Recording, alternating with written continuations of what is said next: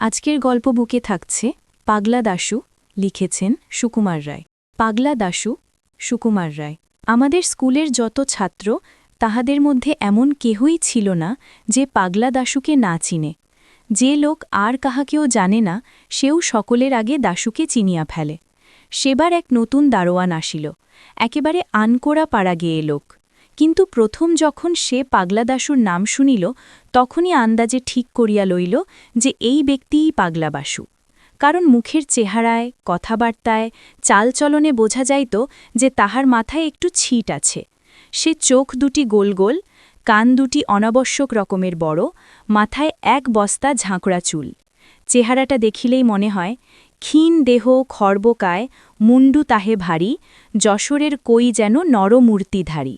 সে যখন তাড়াতাড়ি চলে অথবা ব্যস্ত হইয়া কথা বলে, তখন তাহার হাত পা ছোড়ার ভঙ্গি দেখিয়া হঠাৎ কেন জানি চিংড়ি মাছের কথা মনে পড়ে। সে যে বোকা ছিল তাহা নয়। অঙ্ক কষিবার সময়, বিশেষত লম্বা লম্বা গুণ ভাগের বেলায় তাহার আশ্চর্য মাথা খুলিত। আবার এক এক সময় সে আমাদের বোকা বানাইয়া তামাশা দেখিবার জন্য এমন সকল ফন্দি বাহির করিত যে আমরা তাহার বুদ্ধি দেখিয়া অবাক হইয়া থাকিতাম। দাশু অর্থাৎ দাশনথী যখন প্রথম আমাদের স্কুলে ভর্তি হয়, তখন জগবন্ধুকে আমাদের ক্লাসের ভালো ছেলে বলিয়া সকলে জানিত। সে পড়াশোনায় ভালো হলেও তাহার মতো অমন একটি হিংসুটে ভিজে বেড়াল আমরা আর দেখি নাই। দাশু একদিন জগবন্ধুর কাছে কি একটা ইংরাজি কথার মানে জিজ্ঞাসা করিতে গিয়েছিল। জগবন্ধু তাকে খামখা দু কথা শুনাইয়া বলিল, আমার বুঝি আর খেয়ে দেয়ে কাজ নেই? আজ একে ইংরাজি বোঝাবো, কাল ওর অঙ্ক কষে দেব, পরশু আরেকজন আসবেন আরেক ফরমাইশ নিয়ে, ওই করিয়াই কি। দাশু সাংঘাতিক চটিয়া বলিল, তুমি তো ভারী ছ্যাচরা ছোট লোক। জগবন্ধু পণ্ডিত মশায়ের কাছে নালিশ করিল, ওই নতুন ছেলেটা আমায় গালাগালি দিচ্ছে। পণ্ডিত মশাই দাশুকে এমনি ধমক দিয়া দিলেন যে বেচারা একেবারে দমিয়া গেল। আমাদের ইংরাজি পড়াইতেন বিষ্টুবাবু। জগবন্ধু তাহার প্রিয় ছাত্র। পড়াইতে পড়াইতে যখনই তাহার বই দরকার হয়, তিনি জগবন্ধুর কাছে বই চাহিয়া লন। একদিন তিনি পড়াইবার সময় গ্রামার চাহিলেন। জগবন্ধু তাড়াতাড়ি তাহার সবুজ কাপড়ের মলাট দেওয়া গ্রামারখানা বাহির করিয়া দিল। মাস্টার মশাই বইখানি খুলিয়াই হঠাৎ গম্ভীর হইয়া জিজ্ঞাসা করিলেন, বইখানা কার? জগবন্ধু বুক ফুলিয়া বলিল, আমার। মাস্টার মশাই বলিলেন, নতুন সংস্করণ বুঝি, বইকে বই একেবারে বদলে গেছে। এই বলিয়া তিনি পড়িতে লাগিলেন, যশবন্ত দারোগা, লোমহর্ষক ডিটেকটিভ নাটক। জগবন্ধু ব্যাপারখানা বুঝিতে না পারিয়া বোকার মতো তাকাইয়া রহিল। মাস্টার মশাই বিকট রকম চোখ পাকাইয়া বলিলেন, এই সব জ্যাঠামি বিদ্যে শিখছ বুঝি? জগবন্ধু আমতা আমতা করিয়া কি যেন বলিতে যাইতেছিল, কিন্তু মাস্টার মশাই এক ধমক দিয়া বলিলেন, থাক থাক, আর ভালো মানুষই দেখিয়ে কাজ নেই, ঢের হয়েছে।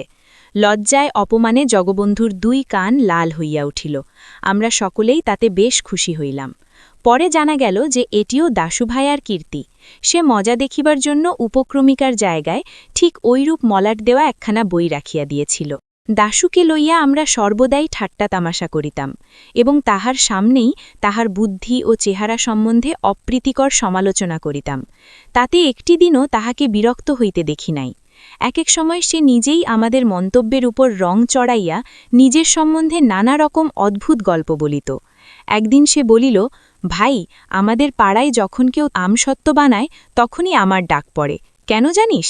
আমরা বললাম, খুব আমসত্ত্ব খাস বুঝি?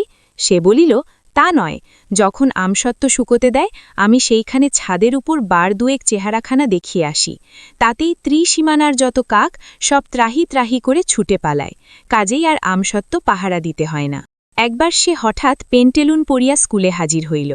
ঢলঢলে পায়জামার মতো পেন্টেলুন আর তাকিয়ার খোলের মতো কোট পরিয়া তাকে যে কিরূপ অদ্ভুত দেখাইতেছিল তাহা সে নিজেই বুঝিতেছিল এবং তাহার কাছে ভারী একটা ব্যাপার বলিয়া বোধ হইতেছিল। আমরা জিজ্ঞাসা করিলাম, পেন্টেলুন পড়েছিস কেন?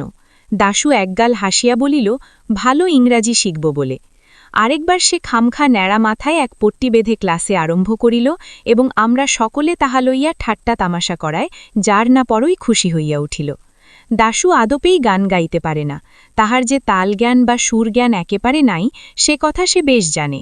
তবু সেবার ইন্সপেক্টর সাহেব যখন স্কুল দেখিতে আসেন, তখন আমাদের খুশি করার জন্য চিৎকার করিয়া গান শোনাইয়াছিল।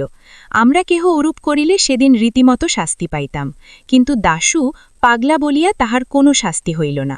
একবার ছুটির পরে দাশু অদ্ভুত এক বাক্স লইয়া ক্লাসে হাজির হইল। মাস্টারমশাই জিজ্ঞাসা করিলেন, কি দাশু, ও বাক্সের মধ্যে কি আছে? দাশু বলিল, আজ্ঞে আমার জিনিসপত্র। জিনিসপত্রটা কিরূপ হইতে পারে, এই নিয়ে আমাদের মধ্যে বেশ একটা তর্ক হইয়া গেল।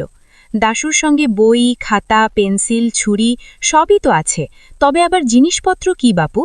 দাশুকে জিজ্ঞাসা করিলাম।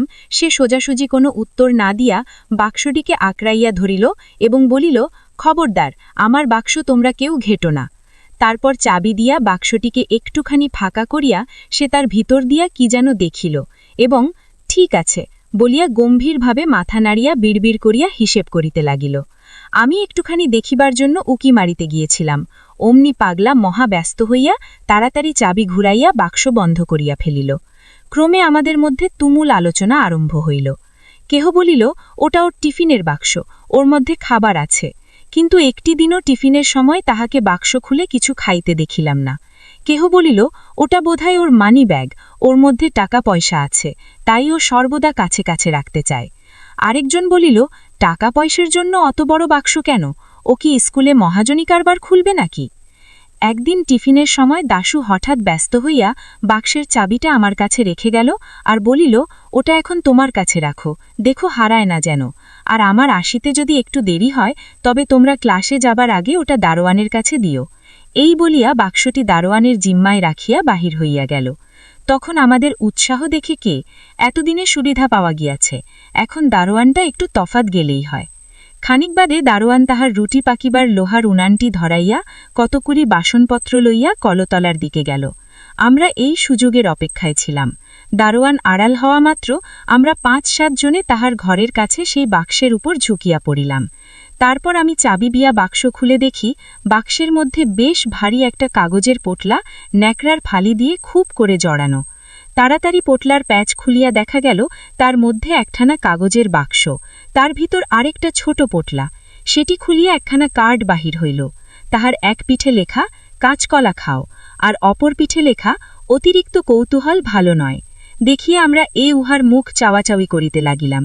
সবার শেষে একজন বলিয়া উঠিল, ছোকরা আচ্ছা যা হোক, আমাদের বেজায় ঠাকিয়েছে। আরেকজন বলিল, যেমনভাবে বাঁধা ছিল তেমনি করে রেখে দাও, সে যেন টেরও না পায় যে আমরা খুলেছিলাম, তাহলে সে নিজেই জব্দ হবে। আমি বলিলাম, বেশ কথা, ও আসলে পরে তোমরা খুব ভালো মানুষের মতো বাক্সটা দেখাতে বলো আর ওর মধ্যে কি আছে সেটা বারবার করে জানতে চেও। তখন আমরা তাড়াতাড়ি কাগজপত্রগুলো বেঁধে আগের মতো পোটলা পাকাইয়া বাক্সে ভরে ফেলিলাম। বাক্সে চাবি দিতে যাইতেছি, অমনি হো হো করে একটা হাসির শব্দ শোনা গেল। চাহিয়া দেখি পাঁচিলের উপর বসিয়া পাগলা দাশু হাসিতে কুটি কুটি। হতভাগা এতক্ষণ চুপি চুপি তামাশা দেখিতেছিল। তখন বুঝিলাম আমার কাছে চাবি দেওয়া, দারোয়ানের কাছে বাক্স রাখা, টিফিনের সময় বাহিরে যাবার ভান করা, এ সমস্ত তাহার শয়তানি। খামখা আমাদের আহাম্মক বনাইবার জন্যই সে মিছিমিছি এ কয়দিন ক্রমাগত একটা বাক্স বইয়া বেড়াইতেছে। সাধে কি বলি পাগলা দাশু? আজকের গল্পটি আপনাদের যদি ভালো লেগে থাকে অবশ্যই লাইক, সাবস্ক্রাইব এবং বেল আইকনটি অন করে আমাদের পাশে থাকবেন। Tata, bye bye.